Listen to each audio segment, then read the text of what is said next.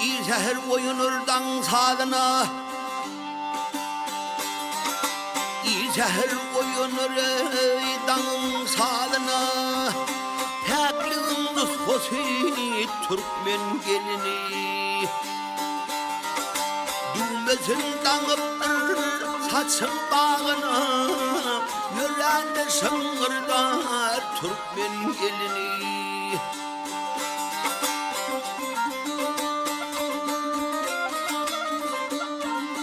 Alyanıp kırkırar tatdır soğunu, çörük yapar kollarının badına. Melim zımnanım kurban adına, saçını mıddı Türkmen gelini.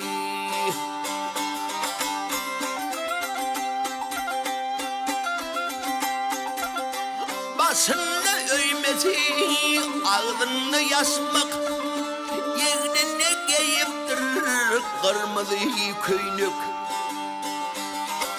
Sağıp duruyorsun yanında köşük, mayedek bakışlı Türkmen gelini.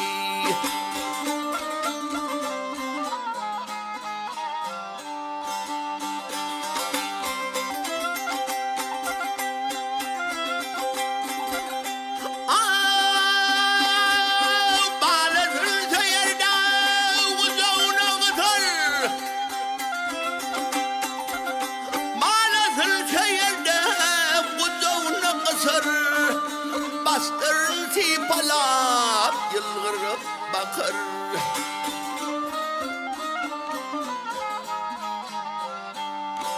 Söylese dilleri ya şerindir şeker, yedirin nusfosu Türkmen gelini.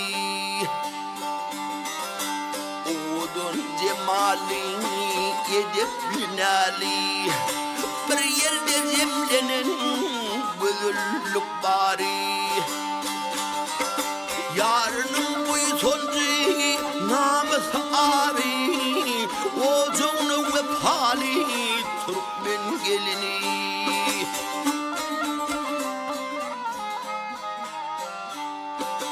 Yarının boyu soncu namus abi, oğuzunu vefali Türkmen gelini. Türkmen gelini.